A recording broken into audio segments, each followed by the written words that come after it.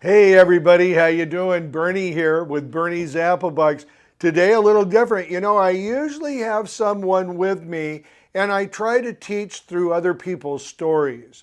This time, it's all me, baby. You got me. I'm right here. I am totally 100% live and I am ready to answer any questions. We got a bunch of questions stacked up today, so I'm going to be talking about clients, customers, stuff like that. But you let it fly. I want to hear from you. I want to know what you want to know.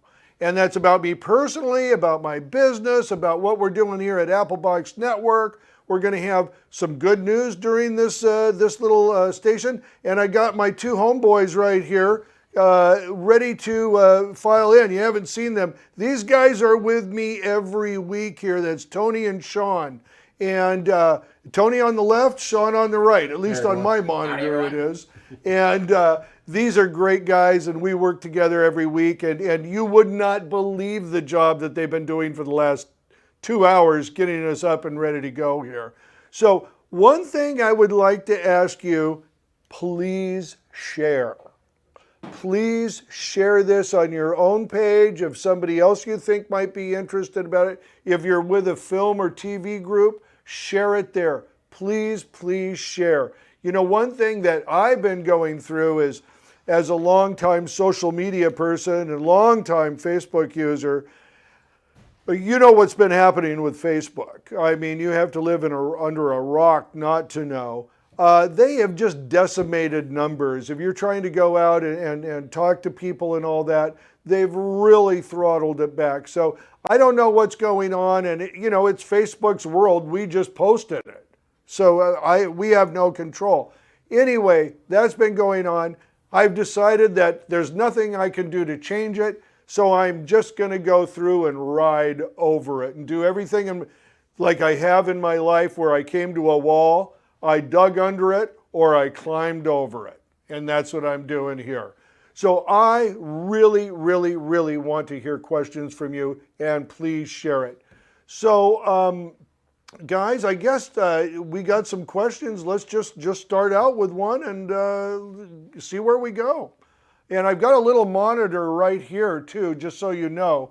So I'm reading the questions. When it comes to reaching out to people, how much is too much?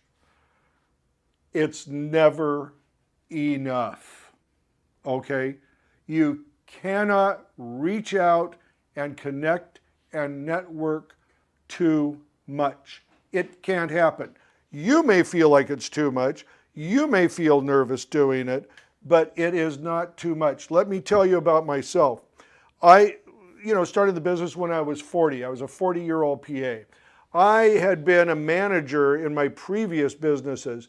So what I was there in this new business, I was really afraid to reach out. I was afraid to call somebody and say, hey, I'm not working this week. First, I thought that sounded bad. And then ask people for work. And if I did it once, I would hang up the phone and go, they'll call me when they've got something. Big mistake. They're busy. They're not thinking about you when they get that next job. They're thinking about the regular guys they hire all the time. They're not thinking about you. You have to put yourself in front of that person.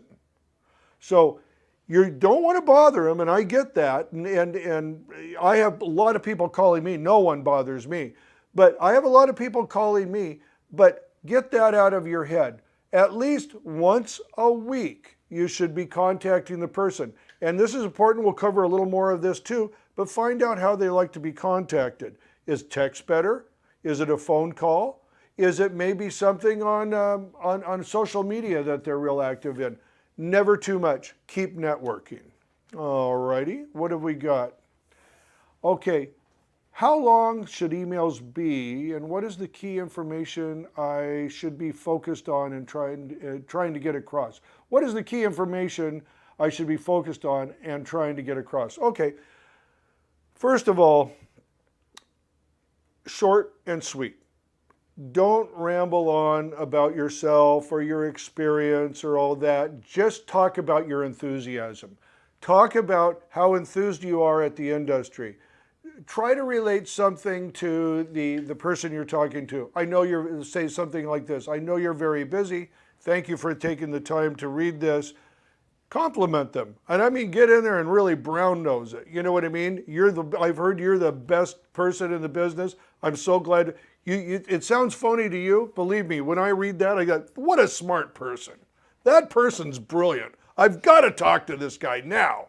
But what I'm saying is, compliment the person, tell them your objective, and ask them for any opening they can give you to bring you in. And ask them for the advice. What should I be doing to make myself more valuable to you? That's a really good start. So don't be afraid to do that. Do not be afraid to do that. Yes, you'll get a lot of people. All righty. So what have we got here next? Yes, this is a great question, by the way. This is a great question.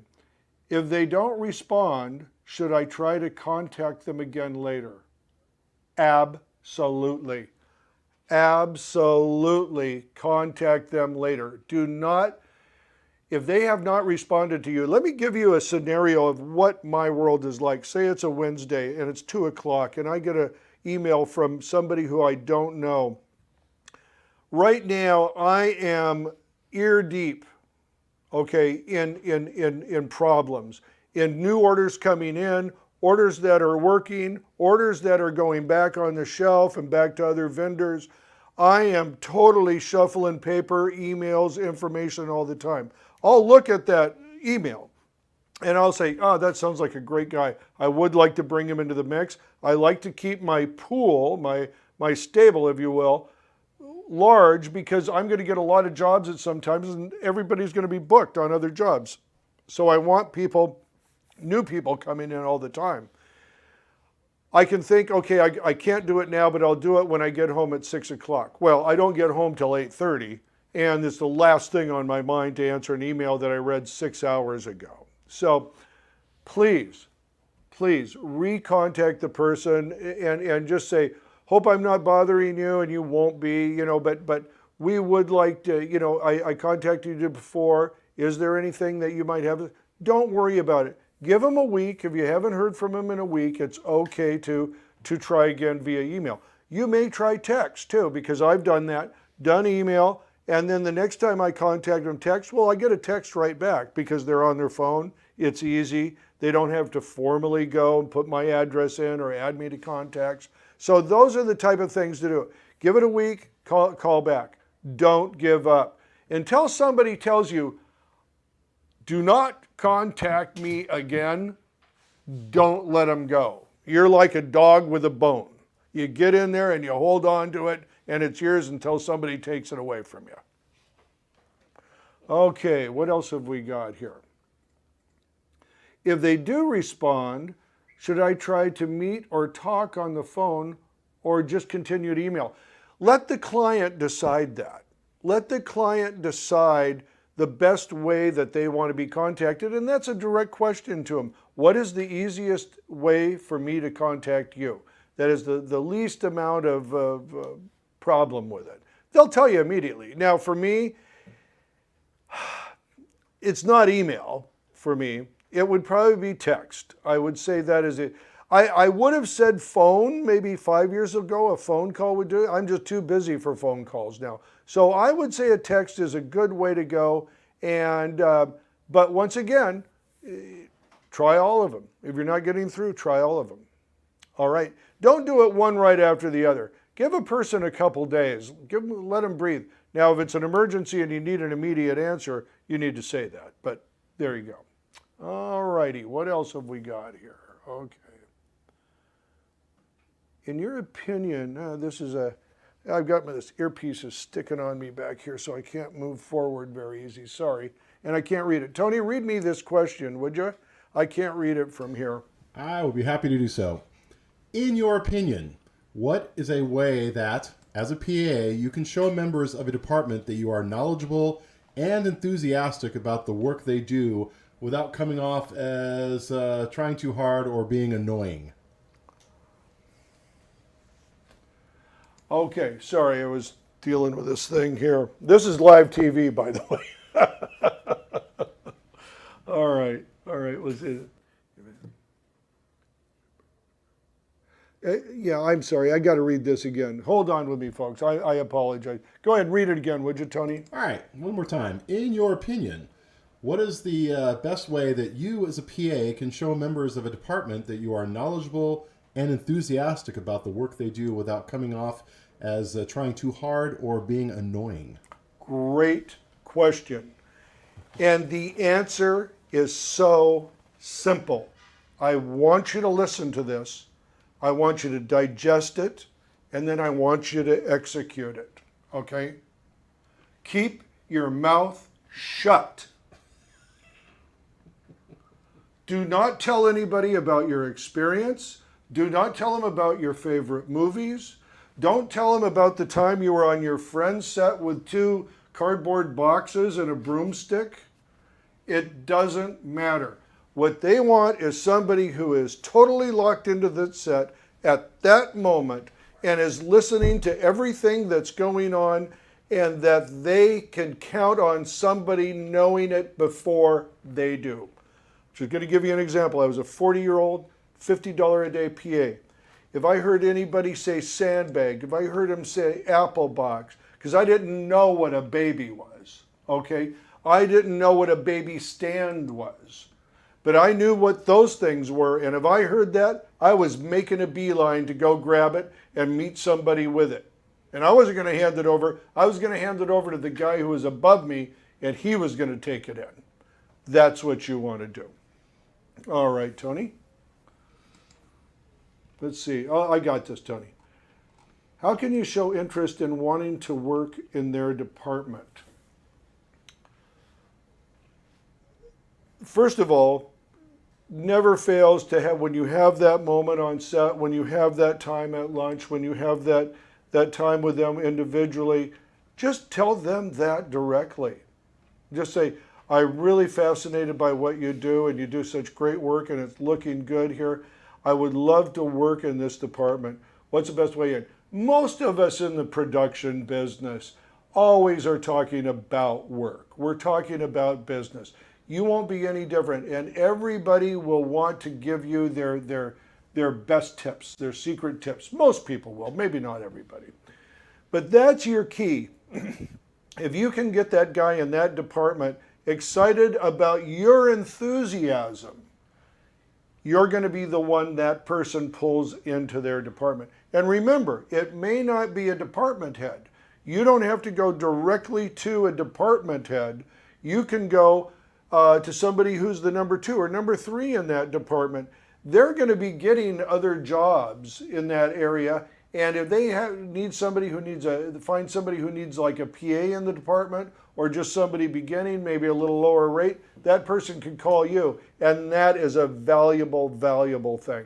Of course, there is no substitute to being on set. So anything you can do to get on set, do. Alrighty, and so where are we next? Here, let me take a look at this. Okay.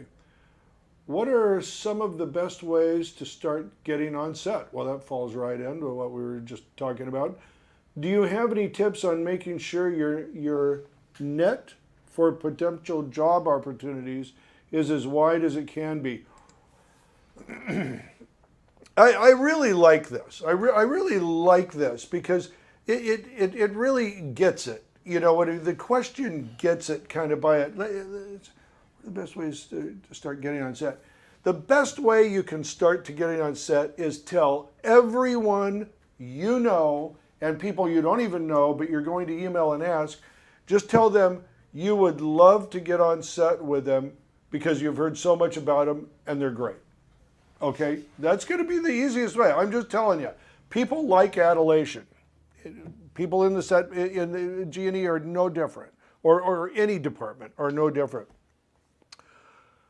What you want to show them when you do get on set is your enthusiasm. And you think you may have to have some certain knowledge about it. You have to have the knowledge of being on time. You have to be there and be enthusiastic about it. So please don't, and let me make sure I'm answering this, because, you know, there's 2 tips for making sure your net for potential job opportunities is as wide open as it can be. All of your relatives, all of your friends, everybody you know on social media, and then go out on Facebook or LinkedIn or whatever, find groups and activities and participate. Don't just sit there like the voyeur out back and listening to everybody and doing it. Participate. Be the person that can ask you, say, I have no experience. This is probably a stupid question, but that will open you up to more people than you can ever imagine. Do that. Yes, yes. Always let people know you're interested in getting on set. All righty. Anybody writing in yet, Tony? Anybody? No, Nobody's writing quiet, in. man. Come on. Nobody Come ever on. wants to be first. I'm dying up here. I'm dying up here. Nobody ever wants to be first, Bernie. You know that. Come on. You know that. Where's the guts? You know what I mean? I was always the guy that was first. That's why I'm here now. 20 years of experience. Come on. Yeah, come on. It's going to waste. It's going to waste. Look at these guys. Look at them over here. Come on. Give me a question. All right. Let's have another question, Sean. Another question. Another question, sir. Oh, is that up? Yep, that's it. Okay. How should you market yourself as someone entering the business? How can you show you want to help in any capacity? But that you are mainly there to learn. Okay, very good, very good. Well, once again, it's interaction. And you know what? This was me when I was young. I didn't want anybody to know that I didn't know things. Okay, so I always stood back. I was very afraid to participate. I didn't do any of that stuff. I kept my mouth shut. You have no idea how many opportunities marched right by me because I wasn't willing to say, take me. Okay, that's what you have to do. You have to say, take me, I want to go with you. You cannot shut up about it. And when you get on set and you come back in, okay, that is going to be the time that you start meeting people who are getting hired on set. Those are the people. You want to take that call sheet that you got. You want to make sure everybody, the name, email, and phone number is in your book and where you met them, and you want to make some contact with them in a very casual, professional, peer-to-peer way at some point. But the people that you meet on the first set you go on, some of them will be the same people that you're meeting in 20 years later. I can guarantee you. It happened to me. And it's not a small amount, it's a large amount. Okay? All right, listen, I think we're going to break right now. Get me some questions, share the show. Thanks a lot, guys. I'll be right back after this. Hi, I'm Burnie. I own Burnie's Grip and Lighting, San Diego Grip and Lighting, and Los Angeles Grip and Lighting. You know, we pride ourselves on not only renting you the best equipment, but also giving you the best crews. And one of our core values here at Burnie's Grip and Lighting is that we give you the highest production value in the world. And remember, people used to say national, local. No, we present world-class production value on every set. We also know budgets are very tight these days, and you've got 10 hours to get what you need in the can. We move ahead, we move fast, and we know what you need. When you rent from Burnie's Grip and Lighting, you have a partner on your production for that day that is making sure you are well taken care of. So anytime you're in Southern California, give us a call at 714-609-3545, and we'll take very good care of you. See you on set.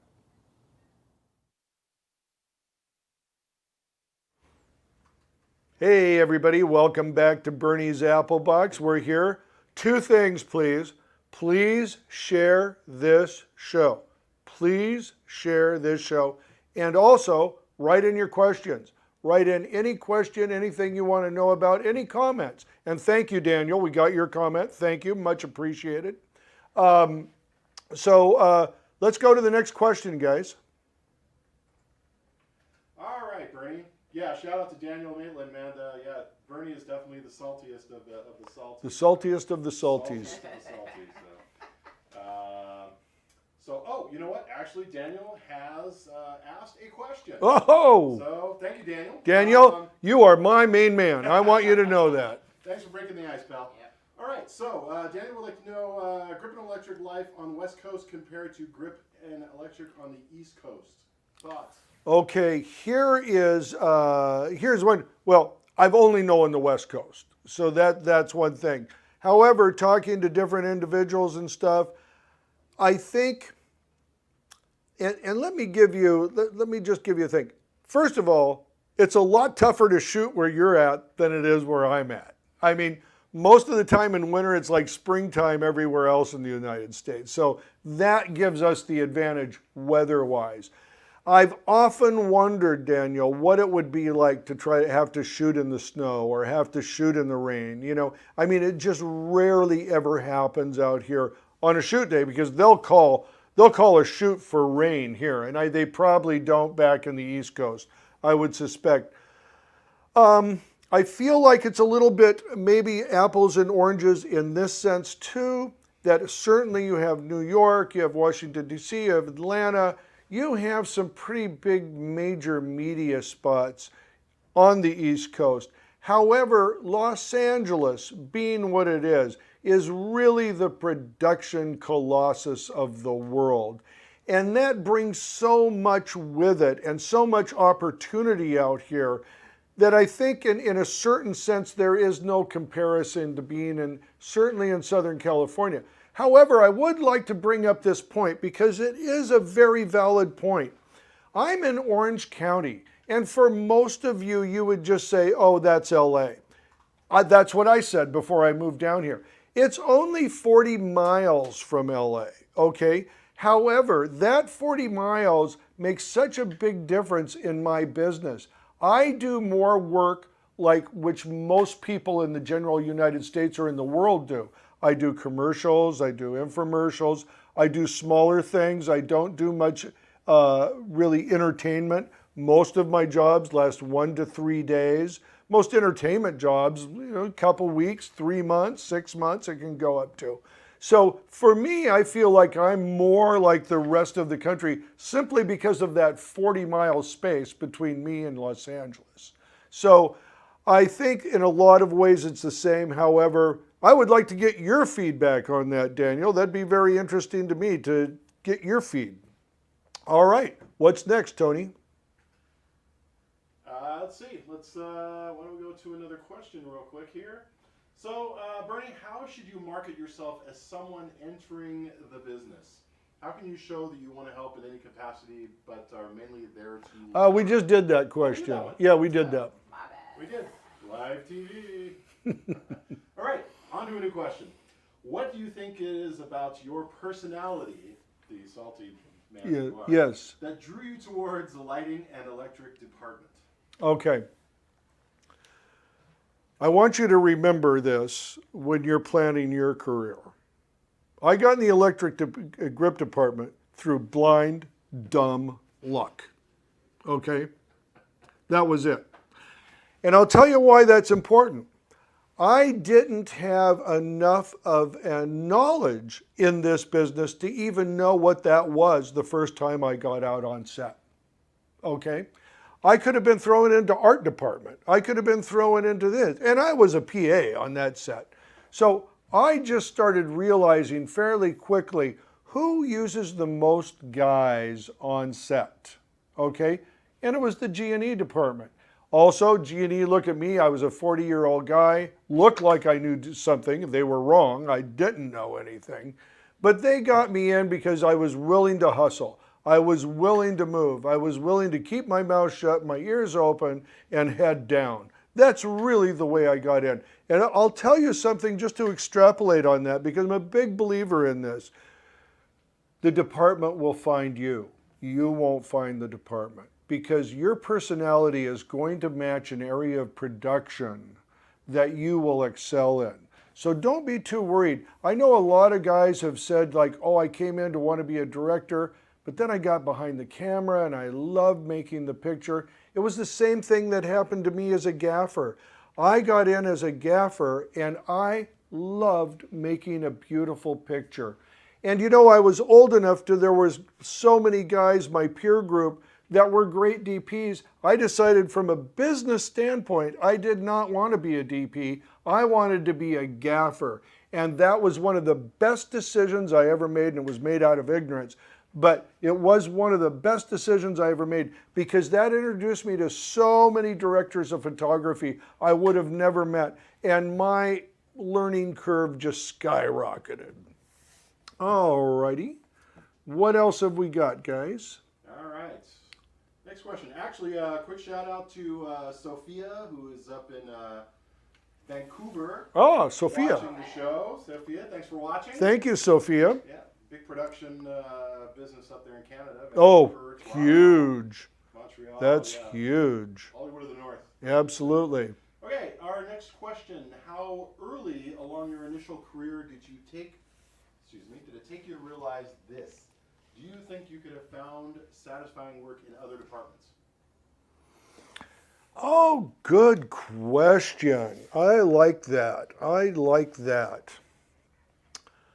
Other departments. You know, strangely, I would have probably produced if I wouldn't have been a gaffer. And I realize I'm missing a couple of steps there, but let me tell you how this business has manifested itself for me at this point. I got pulled into lighting. I got, starting to learn that. I mean, at first I looked at the monitor, I couldn't even see any lighting changes. My eye wasn't trained. I wasn't looking for the right things. And then I went in and learned what I was doing, and then really loved it, and then lived only for making a pretty picture. I would do anything to get on set. I loved working. They'd have to pull me off set to stop me from lighting because I just could always make it better, I felt like. Then I was getting very popular, very busy. I decided to start buying equipment, so I bought equipment.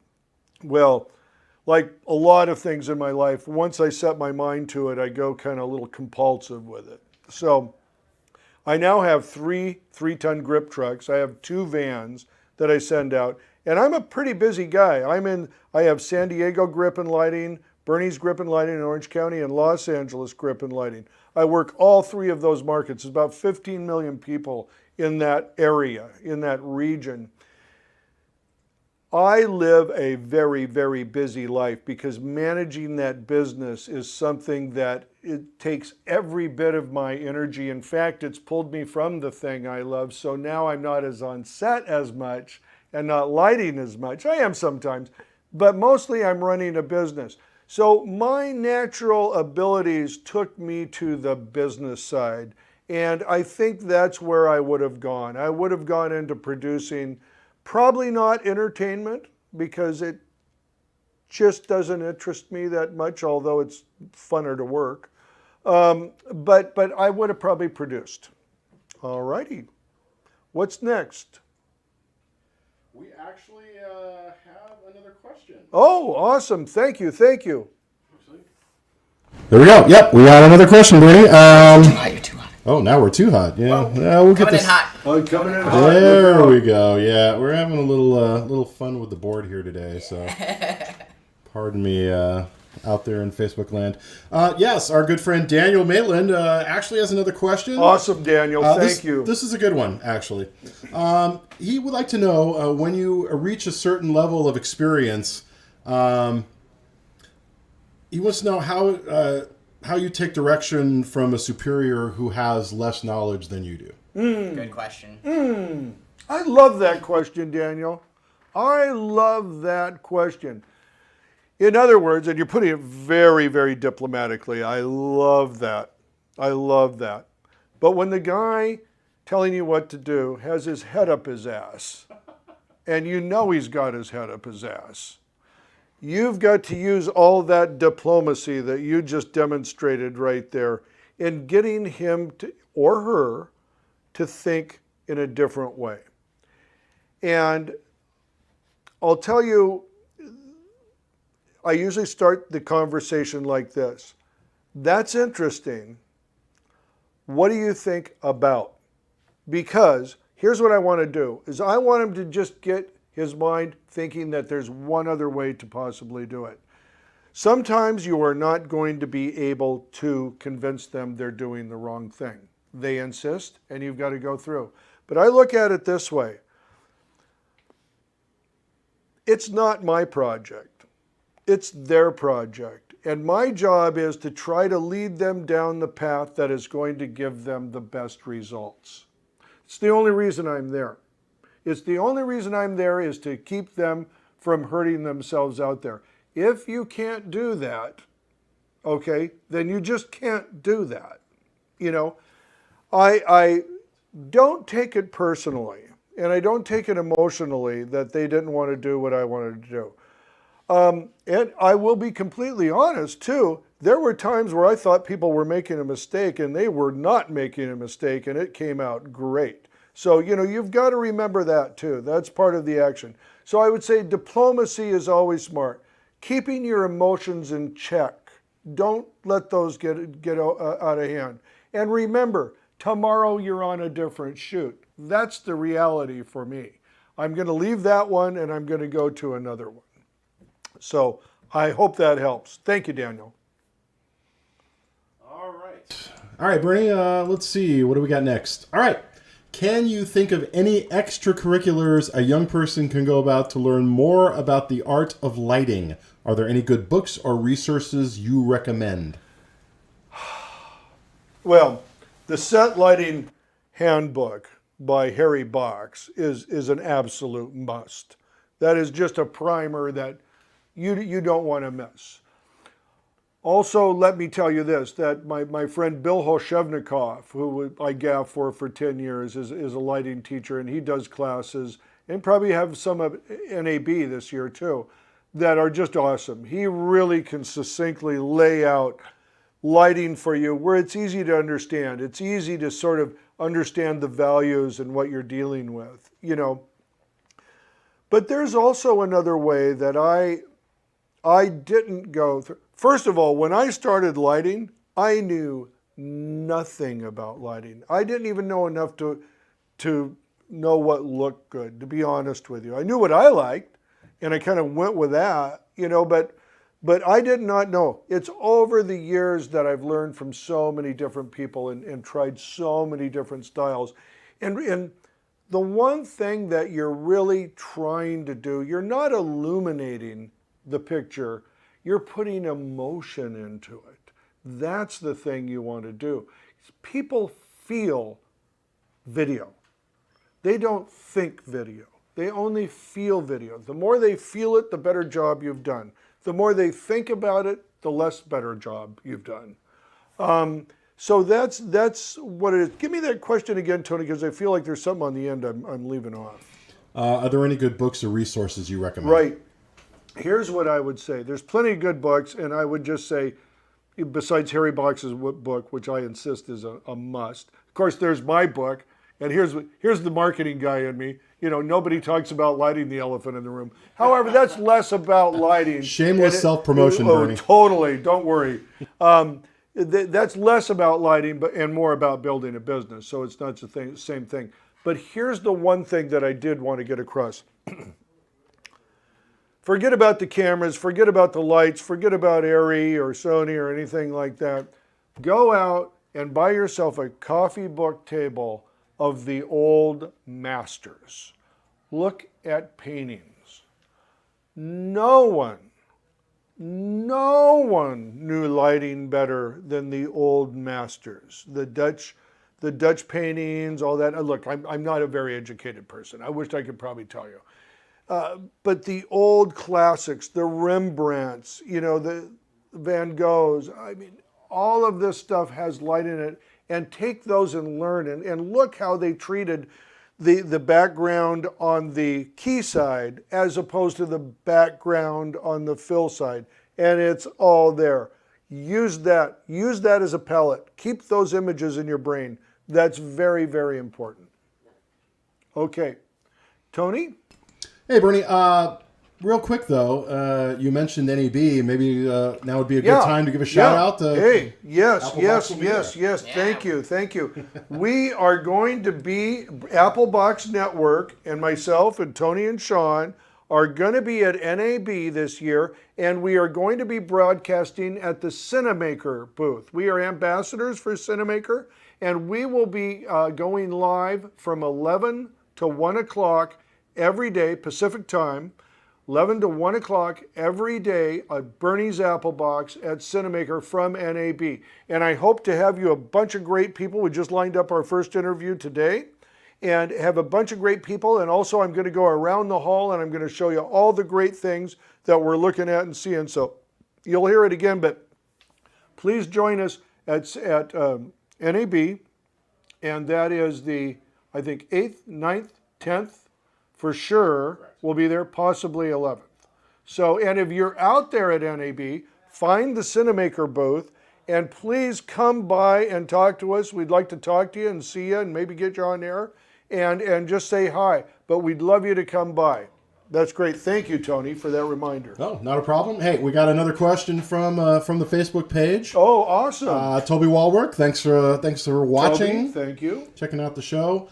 He would like to know, what are some of the biggest changes in G&E over the last 5 years? Oh, what a great question. What a great question. Huge. Was it Toby? Toby. Huge, Toby. Huge. Now, when I came into the business, really things stayed the same for 20 years.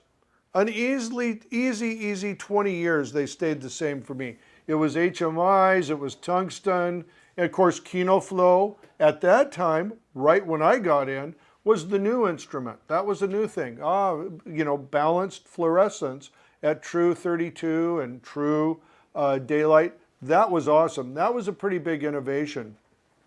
Now, I think, Toby, you had to live in a cave not to know about LED and what has been coming through on there and what ARRI has been doing. ARRI has probably been really one of the biggest leaders in LED. Of course, there's light panel, and I think they were one of the first adopters to come in.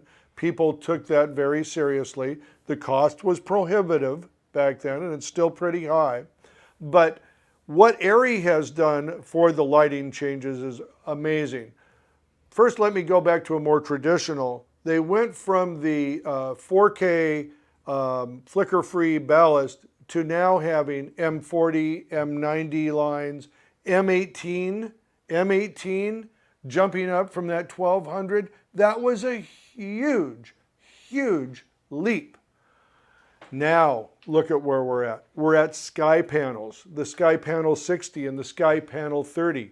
The Sky Panel 360 has just come out with all of the gels, with all of the RGBs and colors. All of that is amazing.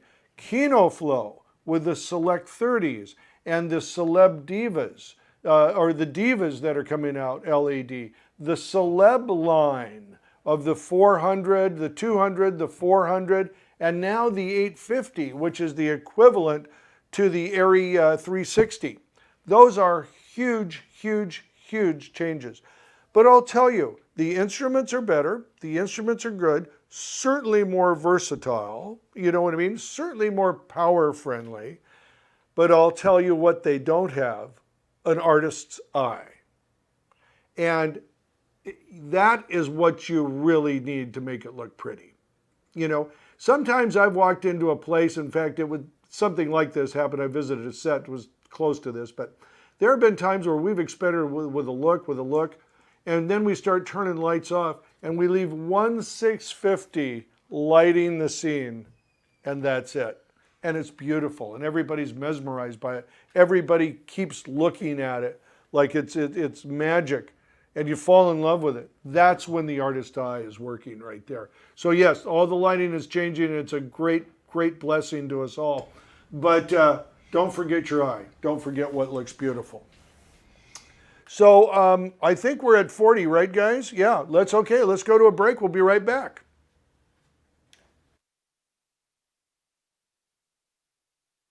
Burnie's workshop is fantastic. Burnie's workshop is awesome. Burnie's workshop is insightful. Burnie, in one word, passionate maybe. You can tell he really cares a lot. Burnie is a badass. He's a great teacher. He has great stories, And I would recommend this to anyone, not only someone like me who's starting day one, but I feel that in any profession, as you sharpen your sword, it always gets sharper. I think the best thing about this is the access to understanding how to run your business, how to actually be in this filmmaking industry and make money at it. Coming to this workshop, I think, is what actually gets you the tools to understand how to do that, how to get out there and sell yourself. I thought that was really cool. I thought, he knows all the tricks in the book, and he knows how to show that to us and actually demonstrate it so we actually know what he's talking about. I really like the hands-on experience. That's something that you don't find a lot. That's something you have to go on set a lot to just appreciate. I know this is lighting seminar, but it's not only talk about lightings. He also share his business experience, personal experience, and guide us to what we should do, what kind of personality we should have in this business. His stories, I think that kind of say everything, all in a few example stories that he gives out from time to time. I would recommend this workshop to anybody who just brand into the industry, people who just don't know the swing of it. A lot of the stuff they don't teach you in film school. I deal with a lot of freelancers every day, a lot of peers that I went to school with, a lot of professionals in the field, and they all need to take this class because it puts you on the next level, on the next playing field. Bernie's a great guy. Bernie's really authentic. Like everything he learns, everything he teaches, the way he handles himself, the way he deals with other people, he's a one-of-a-kind guy. Someone I've never come across before in the industry, and someone I hope to emulate and hope that there are more people like him out there that can help.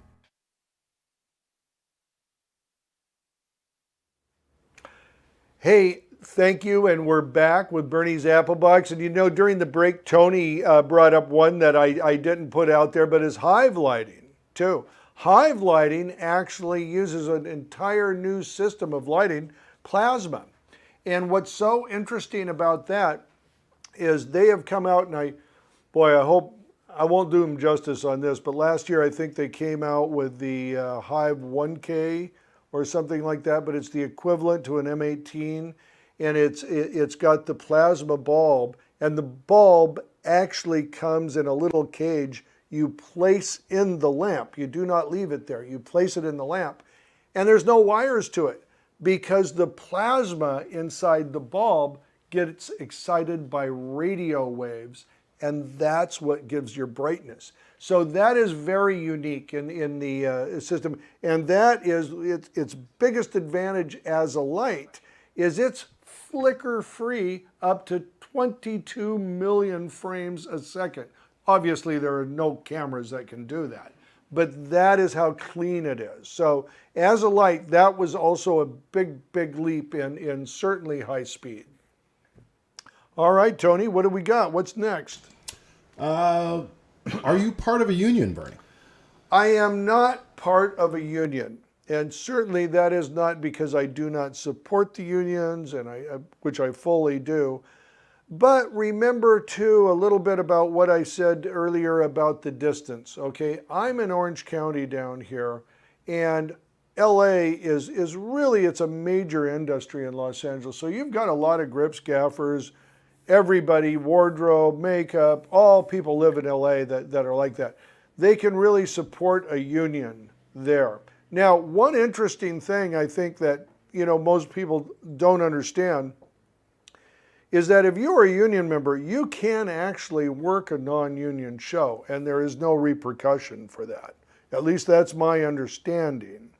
Where it comes in, if the show is going to turn, in other words, there's enough union people on a show and they want to turn it, then that happens a lot. So a show can start out non-union, and if the show turns because it has enough union members on it, then everybody becomes part of the union that way. At one point, and this is how strange it works, there are guys that kill themselves down here to get in local 80 or 720, I think it is, 720, the electric. I don't know, I think that's a cameraman. But they kill themselves to get in there.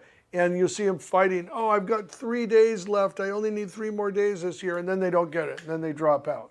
Or they do. Or guys like me, who one time I was just going to move one of my trucks and clean up on a set, and I did that for 3 weeks in a row on Sunday. Every Sunday I did that for like 4 or 5 hours. The show turned and I automatically qualified for Local 80. Now, That would have cost me $3,000 or $4,000 to join the union. And frankly, I was 62 years old at the time, and it just wasn't worth it to me to join. Also, my main occupation is actually, I do gaff, I go out on set, all of that, but I run a business. I run Burnie's Grip and Lighting. That is a full-time job for me and a couple other people. But I just don't have the time to go out on big union sets and go and leave my other clients for 3 or 4 months at a time. So therefore, it doesn't make sense, a lot of sense for me to be in the union. Hope that answers it. But being in the union is a good deal. You get benefits and all that good stuff. So, you know, I would encourage anybody who's up here and wants to get in, keep trying. You'll get in the union. All right, Burnie. Do you have any advice on working with a G&E house and what experience is needed? Well, being an owner of a G&E house, a small one, I can tell you this. The advantage of working in G&E is there are so many different pieces of equipment in the G&E world. And I'm not even talking about lights. You get into that grip and you got, you know, some helicopter clips, you've got cheese burros, you've got all kinds of different items that are there. The advantage for you working as a G&E house, first you learn the product, and there's a lot of product to learn. You're going to learn how to switch bulbs and do it the right way. You're going to learn how to repair equipment at a G&E house. You're going to learn the names for it. You're going to learn proper handling, how to store the equipment, how to load the equipment, how to wrap the equipment back in properly. These are hugely valuable knowledge base items if you are on set in G&E. And I would say that doing that that's the best thing you'll get out of it. Although after about a year, you're going to be done with it and you want to get out on set, you want to start making money. It's a perfect pathway in because you're meeting for a whole year all of the guys that are out on set all the time. And if you take a little, you know, get invited on for a small role, then that's great and you've got it. So that's what I say, huge advantage to work in a G&E house, at least for a while. All righty. Our next question. Do you find LinkedIn an asset in your networking in the industry or more Facebook or by experience and reputation? So I guess we're either LinkedIn, Facebook, experience, reputation, or all three maybe. All three. That's how I have to answer that. All three are hugely important. LinkedIn, I would have told you several years ago, 3 years ago, it's okay, you should be there, but don't waste too much time on it. However, now LinkedIn is quite viable for me and it's very good, and I'm doing a lot more posting on that. They've sort of adopted a news feed like Facebook's, which is really good for showing your pictures, your set knowledge, stuff like that. Very good for getting out there, so it's good. And there's a lot of people on LinkedIn that it's better than Facebook in this way is because they are really presenting themselves professionally. So you can really see what they can do. You can see where they are. Facebook is more the personal, professional kind of thing. Now, Facebook, as a thing, I've made a career, has made my career.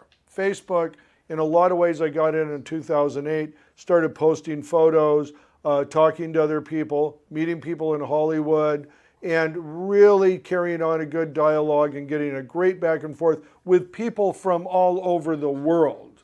So it has been very advantageous for me in doing that.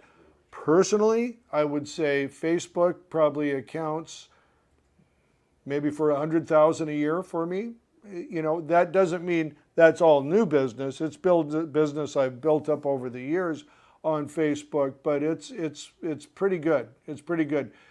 And let's just cut to the chase here.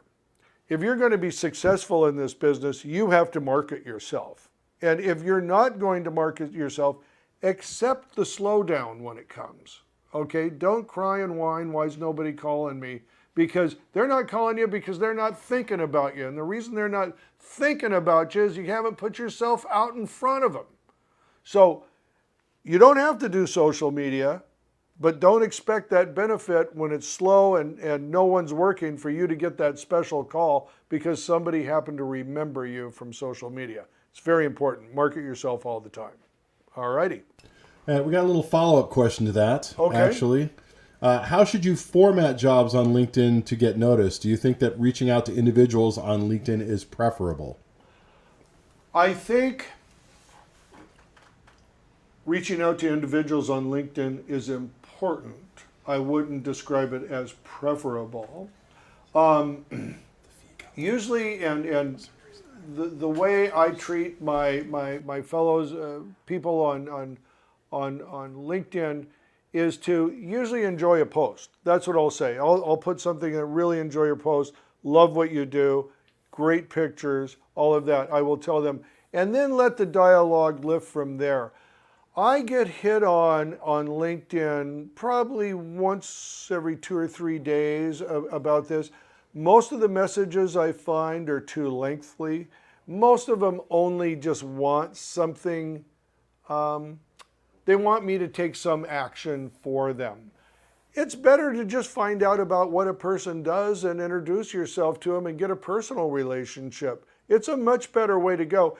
I frankly think that you learn more for yourself, you know what I mean, than they do. So I think it's better to just go easy, take it slow. As far as what to post on LinkedIn, I would say what I do, and I've really taken to doing this on Facebook too, is I always have my guys take pictures when they're out on set, or if I'm there, of course, I do. And what I do is I like to put a collage of pictures up, like 5 or 6, 8, 9, 10 even, and do that. I find that gets a lot of people excited, and there's always something. If you just pick one picture, and I still do that, but if you just pick one picture, some people are going to be interested in it, others are not. If you pick several pictures of it, and this is set stuff, this is lights working, this is not talent, this is not the final product, this is making the sausage. That's what I post, and I find that just to be very, very, very valuable. Most people love it. So that would be my answer, is do a lot of posts, and if you want to contact somebody directly, just do it in a friendly way. All right, Tony, what do we got? So, hey, Burnie, let me ask you this. For somebody who may be visiting NAB, we'll jump back to that again for the first time, what would you suggest in how to best maximize their time there? Oh, boy, NAB, huh? NAB. Yeah, that is, you know, if you find out, tell me. That's number one. Because when I go to NAB every year, I am so overwhelmed with information. It's just like your head day 2 is ready to explode, you know. So I would say this, prior to NAB, pick your top 5 must-sees. Maybe this is something, maybe you're going to buy a new camera that year. Well, then you want to check out everything that's going to be over at NAB in cameras. Maybe you're an audio guy. Well, okay, what's new in the market? You find that out. You're going to see it over there. Lighting, same thing. You do the same deal. You just go. So start small and then let yourself expand. Once you feel like you've gotten that good base of what you went over for, then allow yourself those sort of larger rings and circles you can go in. And I'll tell you, this has been the truth every NAB trip. The things I have walked away with, most impressed by, have not been things that I was over there looking for. And I think in live is one of those things. I was over there, I had already started going live by the time I was at NAB last year, but the year before, that small studio like we've got in here and stuff like that, that was fascinating to me. And it made one of the biggest impacts on something I've done in the business. So yeah, that's what I think anyway. Excellent. Tony? Excellent. We got another one for you. So in your opinion, economically speaking, what are the areas, if any, in the field with the least shortage of work for non-union workers? And do they change if you actually end up joining a union? Oh boy, I'm going to have that one again. I apologize. That's a still. Well, let's go. Yeah, let's go with the first part. Okay. So, in your opinion, economically, is there any area of production that you feel has the least amount of work for non-union? Or least shortage, I should say. Where's the most work for somebody who's not a union? Non-union? Yeah. Who's non-union? Yeah. Okay. Look at it this way. You've got people on set. Who's on set? Makeup girl, right? Usually, when I say makeup girl, excuse me, that is sexist of me, and I'm just going to tell you right now that's sexist of me. That's an old guy talking there. The makeup person is on set. Usually, that person is alone. Maybe there is an assist if you have a lot of talent, but that's person alone. Audio, once again, that's probably a single person, unless you've got a lot of miking to do and it's a big group. You have an A2 then. G&E, there's usually more than one, okay? And that could go from 1 to 2 to 6 to whatever, you know. Camera, okay? Camera, there's usually one DP, one director. There may be 1 or 2 ACs, but that's even rarer still. On the small shoots I'm on, the ones that you're going to do. So if you're looking for a place that has the more people or that you can get into, you know what I mean? And this is union or non-union, then it's probably G&E. You know, that would be your best place to go if you want something that's more likely to hire you. But I'd like to give you some advice, and I have no idea what level you're at, though, but this is just something that I always say. Stay a PA as long as you can in the industry, okay? The best thing you have going for you is being a PA. Nobody expects you to know anything. Everybody wants to tell you everything. And then if you're busy, if your head down and your ears are open and your mouth is shut, somebody tomorrow is going to need you on a set. So you can get around and meet all of these people, all of these things. So what I would say is don't be in too big of a hurry to latch onto a department. Let that department find you. And at the same time, make yourself available all the time. As a PA, that's awesome. All righty, Tony, I hope that answered the question. Excellent answer, Burnie, as always. Tony, you're following my advice on being a real ass kisser, and I couldn't be more proud right now. I want you to know that. Yeah, you're doing good. You're moving up. So I see you taking Sean's seat someday. I'm serious. All right. So Burnie, since we're getting close to the end of the show, how can people get a hold of you? Are we that close to the show? We are ready to wrap up, my friend. What time is it? Has it been an hour? It has. Yeah, it's 58 minutes. Unbelievable. Unbelievable. Oh my gosh. I'm sure there's a lot of great things that I want to say. But anyway, Burnie at burniesgripandlighting.com is my email. 714-609-3545 is my phone number. Text or call, either way, doesn't matter. Those are the best ways to get a hold of me. And we service Los Angeles, Orange, and San Diego counties. So including Palm Springs and up in Santa Barbara. Now those aren't local, but our local area is San Diego, Orange, and Los Angeles counties.